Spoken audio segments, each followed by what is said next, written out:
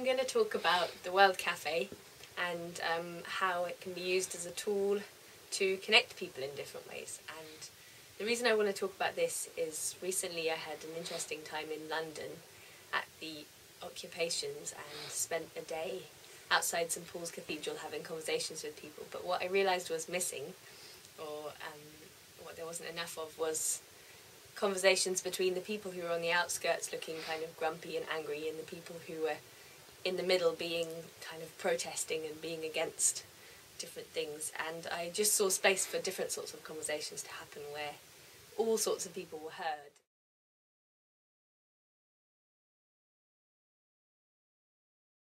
Kind of sitting on the steps outside a cathedral in the evening wouldn't have suited everyone.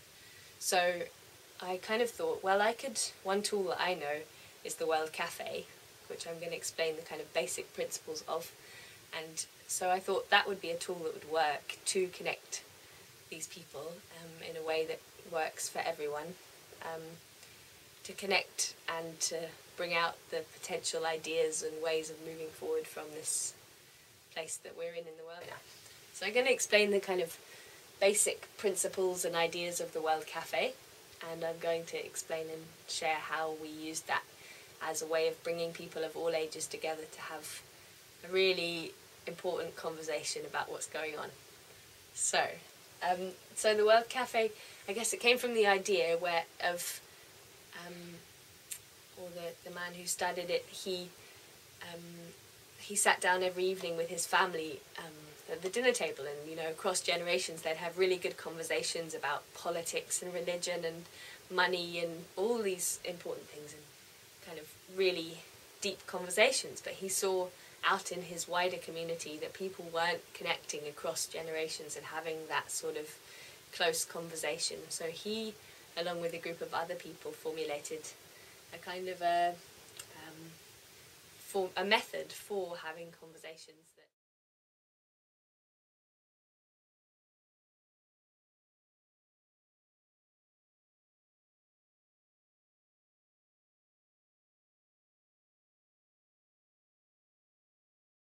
behind it are to connect diverse perspectives, so to connect people of all different ages or religions or backgrounds, so to bring them together and find a way or a space, make a space for people to connect. And another idea is that you have a question as an attractor. So you have a question at your table, and that question's what brings out the kind of juice or the ideas between you, so that you've all got kind of a common way that you're all moving together in conversation or something. So the question's got to be kind of relevant in the context. So having a question as an attractor, a question that brings in all the juice and inspiration. So the question can be really wide or it can be very specific depending on the situation. So another idea is that kind of the way that the method of the World Cafe works is that we as the people in the room are like a living network. So each of us have come with different life experiences and different ways of seeing the world, coming from the things that have happened to us and the things we've learned and the things that we've done. So within a room or a space of maybe 30 people, there's so many potential ideas, conversations, things that could happen, actions that could come out, solutions that could be made. A living network, so the World Cafe works that people are moving around in the space throughout the conversation or the cafe, and things are carried between tables, and we kind of in life are moving around, networking between people, and that's very healthy. So we do that on a small scale in a World Cafe.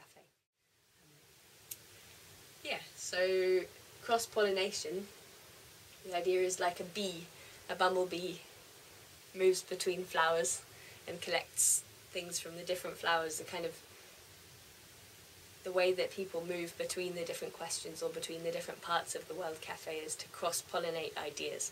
So if people sit down and just talk for an hour about something, it stays within their small group. But if that idea is carried over to a new group of people and their input and fresh ideas are put on top of that, you kind of build up from where you're at. So it's kind of harvesting all that diversity and kind of really building each other up and carrying ideas across to kind of use all of the diversity in the room as opposed to just sitting there with me and my idea. So out of that cross-pollination and connection of diverse perspectives, and out of the juicy question and out of this living network of people, the kind of what emerges is not just my little idea but a whole sort of collective consciousness, or more ideas, or kind of all sorts of things emerge basically, all sorts of things come out, not necessarily expected, but all sorts of things come out. Just so we can see some of the things, but really the kind of, what really matters I think is in the conversations that happen is just a picture of it. I haven't got very long to do this. Yeah. Bear with us and it's collaborating as well. I like to people Come to our needs, like, you know. So I'm going to tell you the cafe principles in relation to the one that we ran on the 11th of November 2011. So the principles setting the context, like, so for our cafe, the context was that people all around the world are living out intents in cities and saying, we have had enough of financial inequality and we really want to know what's going on, and we want kind of, it seemed to be that these issues boiled down, or in one conversation I heard consensus decision-making process outside St. Paul's, it seemed to boil down to the kind of permaculture ethics of people care, world care and fair share. So looking after all the people and having all the people have the basics of food, shelter and water, and the kind of caring for the world and sharing the world's resources fairly. So that was the kind of the context, is that that's happening around the world, and here we are with ideas, opinions, thoughts, and you know, we're involved with that. We're kind of, we've got feelings around it, so let's sit down and talk about it and see how it affects us. And so that's kind of the context, that's why we came together, was to look at these changes that happen. So along with the students at the Waldorf College, we created a hospitable space. We made it really nice, we cleared it out, we put tables out, chairs out, tablecloths in the room, 4 chairs at each table, little mugs full of pencils on each table, and just made a kind of inviting, welcoming sort of a space. We put these posters up on the wall, we played some music when people arrived, so we made a space that felt comfortable and inviting and relaxing. So that's kind of creating a hospitable space. And in the World Cafe book, which is here, it also explains lots of different ways of setting up your space. So we created the space, and then we, along with a friend of mine, we looked at which questions we were going to use in the cafe, and the questions that we used in the end were, I'll just tell you now, the questions were, what challenges, the first question was, what challenges do the Earth and its inhabitants face now? And the second question was, what positive future do we envision coming from our core values, or what really matters? And the last question was, how will we be the changes that we want to see? What actions and what steps are we going to take? So they were the 3 questions.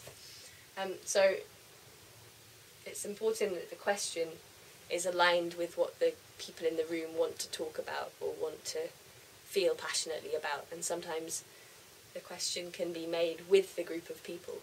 Instead of bringing a question, the facilitator bringing a question, the question can be arrived at within the group. So that's exploring the questions that matter. Encouraging everyone's contribution, kind of everyone is welcome and has something to bring and add in. So kind of everyone is kind of part of making sure that everyone's contribution is welcomed and heard, whatever background or whether they're loud or quiet or wherever they're from. Connecting diverse perspectives, kind of bringing together different religions, different political viewpoints, different age groups, to connect and bring out the kind of the wisdom out of that diversity. Listen together for insights, like really listen, not listening and then coming up with one's next idea and not listening because one's so eager to speak, but really consciously listening, actively listening to each other, and listening together for kind of insights or bigger pictures that come up and questions. Share collective discoveries. Play, doodle and draw. So draw on the tablecloths. On each table there's a paper tablecloth, so people are encouraged to draw on the tables. And then people were invited to say hello and get to know people at their table. And then the first question was introduced. So the first question, what challenges do the Earth and its inhabitants face now? And then there was 20 minutes of people at the tables talking about those questions, answering that question between themselves after they'd said hello. And after 20-25 minutes a bell went and people were served tea and they were asked to move to new tables, but one person stayed at the table, and that was actually a Bridging the Gap student who was something called a table host. So they stay at the table, and when new people come to their table, it's totally random. So when 2 or 3 new people come to the table, they share what's happened before.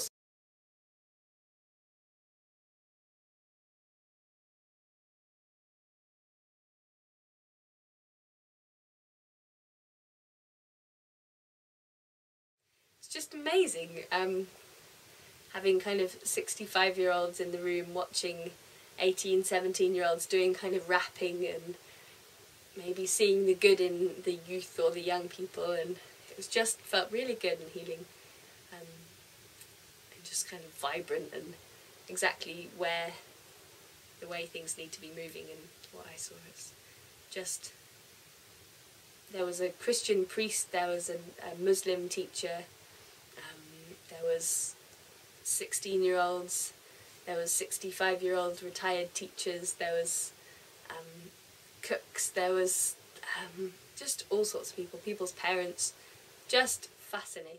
What was interesting is that what it kept on coming back to was the kind of real basics of just connection to each other, connection to the world, and love and trusting each other, building trust again between people. And a lot of talk was about technology and how technology can be blamed for our disconnection from people, but is it also upon us to allow ourselves to be distracted by it? And the kind of the steps that came out of it, people wanted to keep having these intergenerational conversations between people. They wanted to build community where they lived more and really know who was around and have friendships across ages. That was a really important one. And it felt like a really good step. And out of this, the young people who put this on, the Bridging the Gap students, they've come up with ideas for wanting to do more and invite people who are in politics, local politics, people who are involved with finances, people who are of different religions, and look more carefully, plan it so that there is a wider group of people, more diversity in the room. And they want to do more here and maybe in other places. Maybe they want to do one in London to do with the occupations and things, just to bring all these people together and say, you're welcome, bring your ideas and views, and let's really get together and connect and see what solutions we can find. Will suck us dry like Dracula, but it seems it is degradation in vernacular of civilians, which means to me that they are lacking a lust to be pleased in the sense no one's attacking. The fat cat's getting fatter as they laugh about it openly, acting like it doesn't matter and it's draining most of the hope from me. When I see the latter happening, I think you must be joking me, but no, the genuine is killing and it's choking me, so it appears to be clear I'm not alone intellectually. The fear time's near to defy corruption's affecting me. Propaganda and the underhand techniques that you see on TV and that you see on the streets, put in place as a way to defeat the beliefs that you don't need these things to live happily. Yes. Is it?